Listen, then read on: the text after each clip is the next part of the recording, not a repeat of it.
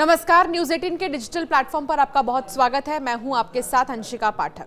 Transport कारोबारी राजा रघुवंशी हत्याकांड की जांच में जुटी शिलोंग एसआईटी की टीम एक बार फिर इंदौर पहुंची। शनिवार देर रात टीम ने इंदौर क्राइम ब्रांच के साथ मिलकर महालक्ष्मी नगर स्थित ब्रोकर कॉन्ट्रैक्टर शिलोंग जेम्स के घर की तलाशी ली है। करीब आधे घंटे तक से भी ज्यादा चली इस सर्चिंग में ऑफिसर्स ने कई दस्तावेजों की पड़ताल की है। इसके बाद शिलोंग को लेकर 2 कार में रवाना हो गए। रविवार 3 बजे करीब शिलोंग पुलिस जेम्स को लेकर रतलाम के मंगल मूर्ति कॉलोनी में भी पहुंची। यहां जेम्स का ससुराल बताया जा रहा है। मकान म्यूचुअल फंड का काम करने वाले मनोज गुप्ता का है। मनोज की लड़की से शिलोंग की शादी हुई है। पिछले 10 से 15 दिन से इस घर पर ताला लगा हुआ था। जिन 2 महिलाओं को लेकर पुलिस आई है वो शिलोंग की पत्नी और साली बताई जा रही हैं। दरअसल शिलोंग पुलिस को अंदेशा है कि सोनम के काले बैग से गायब गहने शिलोंग ने ही छिपाए हैं। इन्हीं की तलाश में टीम ने पहले इंदौर में छानबीन की, इसके बाद रतलाम में सर्चिंग की कार्रवाई कर रही है।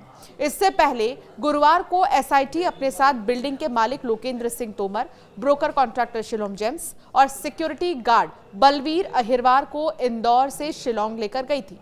एसआईटी ने शिलोंग कोर्ट में पेश कर तीनों को 6 दिन के रिमांड पर लिया है।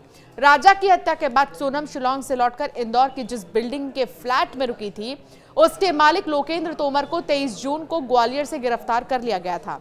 ये बिल्डिंग करीब 4 महीने पहले शिलोंग जेम्स ने किराए पर चलाने के लिए ली थी। बलवीर यहां गार्ड और कारपेंटर का काम करता था। राजा के मर्डर की खबरें देखने और सुनने के बाद शिलोंग को पता लगा कि विशाल ने जिस फ्लैट को किराए पर लिया था उसमें सोनम रुकी थी। शिलोंग ने यह बात लोकेंद्र को बताई। लोकेंद्र ने फ्लैट की तलाशी लेने के बाद बैग हटाने की बात कही है। बाद में खुद इंदौर आया। बैग में रखे रुपए और पिस्तौल लेकर वो वापस चला गया। उसके कहने पर ही शिलोंग ने सोनम का बैग जला दिया। पुलिस ने लोकेंद्र, शिलोंग और बलवीर को सबूत मिटाने और उनसे छेड़छाड़ करने का आरोपी बनाया है।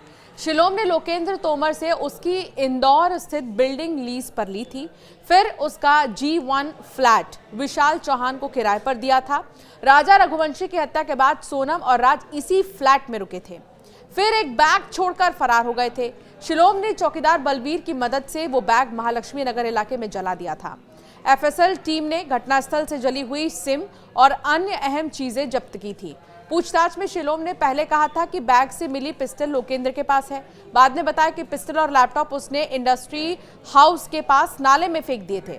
तलाशी के दौरान एसआईटी को वहां से थैली में बंद पिस्टल मिल गई। अब जो है ये पूरा मामला जांच पड़ताल लगातार क्योंकि इसमें जारी है और भी ज्यादा ये पूरा मामला पेचीदा हो गया है। क्यों? क्योंकि एक तरफ जहां 2 आरोपी आकाश और आनंद कोर्ट में अपने बयानों से पलट गए, लेकिन पुलिस के पास इतने सबूत हैं कि चाहे बयान से कितना भी पलट जाए लेकिन बचेंगे नहीं आरोपी। पुलिस की यही कोशिश है कि अब तक तो आकाश और आनंद पलटे हैं कोर्ट में अपने बयानों से कि वो कहीं से भी इसमें शामिल नहीं है, लेकिन कल को अगर राज और सोनम भी पलट जाते हैं तो फिर क्या होगा इस पूरे मामले का। इसीलिए पुलिस, एसआईटी लगातार कोशिश यही कर रही है कि ज्यादा से ज्यादा सबूत जुटाएं। उससे भी बड़ी बात यह कि राजा का चेन अब तक नहीं मिला है। ब्रेसलेट पहनने का उन्हें शौक था, नई नई शादी हुई थी और इस चीज के बारे में खुद ही सोनम ने उन्हें स्पेशली बोला था कि जेवर जरूर पहन कर आना।